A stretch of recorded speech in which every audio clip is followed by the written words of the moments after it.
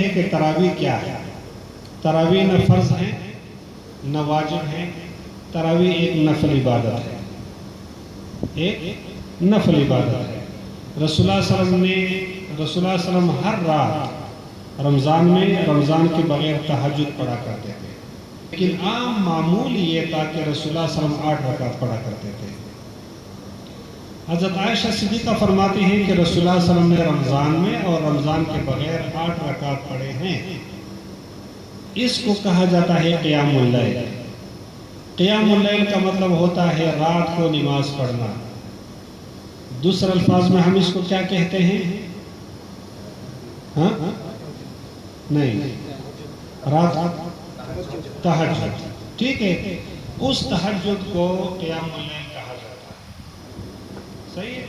پھر رسول اللہ صلی اللہ علیہ وسلم رمضان کے مہینے میں ایک رات نکلے مسجد میں، اس نے خود نماز شروع کی، تو جو لوگ مسجد میں بیٹھے تھے انہوں نے نیت باندھی، تو بڑا مزہ آیا، رسول اللہ صلی اللہ علیہ وسلم نے کچھ رکعت پڑھ لیے۔ روایت میں آتا ہے کہ رسول اللہ صلی اللہ علیہ وسلم نے 8 رکعت پڑھ لیے۔ کل رسول اللہ صلی اللہ علیہ وسلم نے دوبارہ نیت باندھی، اس لیے کہ جو توڑے لوگ تھے انہوں نے دوسروں کو بتایا کہ جی آج تو بہت مزہ آیا، اس طرح رسول اللہ صلی اللہ علیہ وسلم نے 8 رکعت پڑھے، وہ جو قرآن ہم نے سنا، وہ جو شان تھا، وہ جو مزہ آیا نا، کیا بتاؤں۔ تو لوگ تھوڑا اور بھی عشاء کی نماز انتظار کرنے لگے، تو لوگوں نے پڑھ لی۔ مختلف روایات ہیں، کہا جاتا ہے کہ جی 12 رکعت پڑھ دی رسول اللہ صلی اللہ علیہ وسلم نے۔ تیسری رات پھر پورا مدینہ منورہ، مرد عورت چھوٹے بڑے سب جمع تھے، رسول اللہ صلی اللہ علیہ وسلم نے پھر رکعت پڑھ لیے 20، بہت مزہ آیا۔ چوتھی رات ساتھ جو قریب گاؤں تھے وہ لوگ بھی پہنچے ہوئے تھے کہ ہم بھی یہ فیض حاصل کریں، تو رسول اللہ صلی اللہ علیہ وسلم گھر میں تھے، آپ نہیں نکلے۔ لوگ انتظار، مجمع بہت زیادہ تھا، آخر لوگوں نے اشارے دینے شروع کر دیے کہ اس طرح کہ ہم تو بیٹھے ہیں، کسی کو نیند آ رہی ہے، بچے رو رہے ہیں۔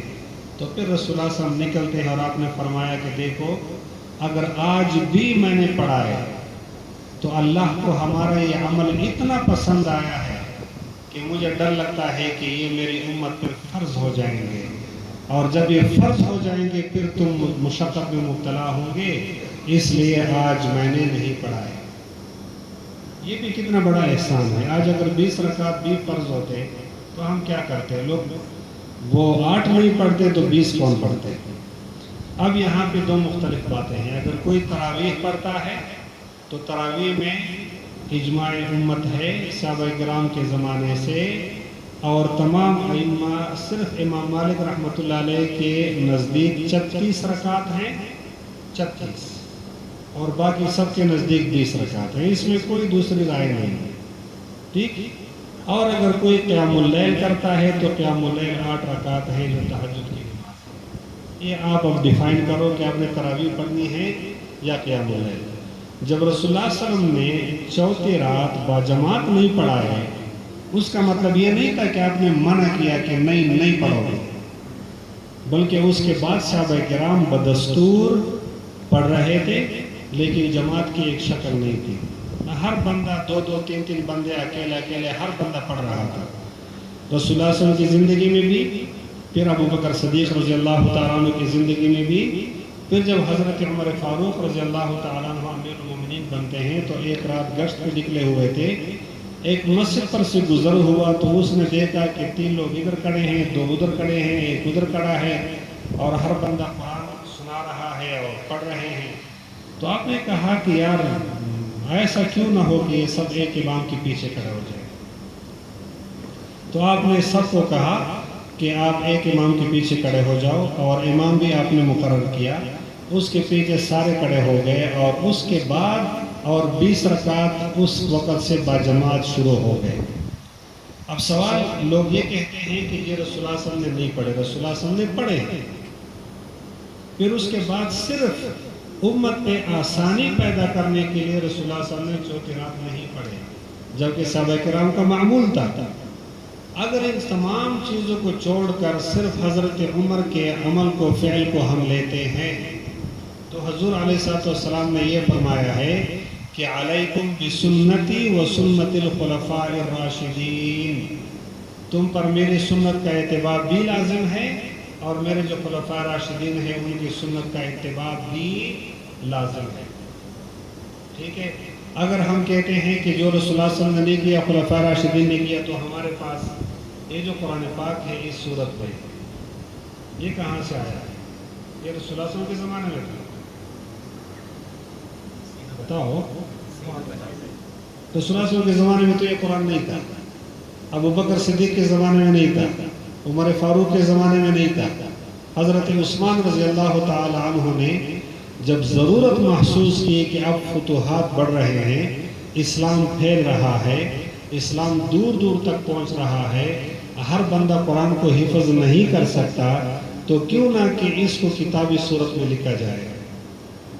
फिर आप रज़ी अल्लाह ताला अन्हु ने ऐलान किया कि जिसके पास ये सबसे पहले काम अबू बकर सिद्दीक़ ने किया था, इसलिए कि कातिबीन वही जो कुरान पाक लिखा करते थे वो मुख्तलिफ टुकड़ों पे था। फिर रसूलुल्लाह सल्लल्लाहु अलैहि वसल्लम की वफ़ात के बाद अबू बकर सिद्दीक़ ने वो सारे टुकड़े जमा कर दिए और उम्महातुल मोमिनीन में हज़रत हफ्सा रज़ी अल्लाह ताला अन्हा, ये तालीम याफ्ता थी, लिखना पढ़ना जानती थी, उसके पास इस कुरान को रखा कि ये अमानत के तौर पे आपके पास पड़ा रहेगा। फिर हज़रत उमर फारूक का ज़माना गुजर गया, चूँकि उस वक़्त रिवाज ये था, तरीका ये रहा कि लोग कुरान पाक को हिफ्ज़ किया करते थे, सबको ज़बानी याद होता। फिर जब हज़रत उस्मान का ज़माना आया तो फुतूहात बहुत ज़्यादा बढ़ गए। फिर उस वक़्त ज़रूरत पड़ी कि एक ऐसा कुरान लिखा हुआ हो कि जहाँ पे लोग इसको नाज़रा भी पढ़ सकें और हिफ्ज़ भी कर सकें। तो ये कुरान आज हमारे पास वो कुरान है जो रसूलुल्लाह सल्लल्लाहु अलैहि वसल्लम ने लिखवाया था। ये सिर्फ हज़रत उस्मान रज़ी अल्लाह ताला अन्हु ने जमा किया, इकट्ठा करके साहब इकराम की मौजूदगी में किताब की सूरत में हमारे पास आया। इस तरह बहुत सारी चीज़ें हैं। तो ये कहना गलत है कि तरावी का कोई सबूत नहीं है, तरावी का कोई वजूद नहीं है। अलबत्ता तरावी नफल इबादत है। बस करे बंदा मुसाफिर है तो मुसाफिर में तरावी पढ़ना ज़रूरी नहीं है, अगर पढ़ता है तो अच्छी बात है। एक बंदा बीमार है, नहीं पढ़ सकता, उस पर पढ़ना ज़रूरी नहीं है, अगर पढ़े तो अच्छी बात है।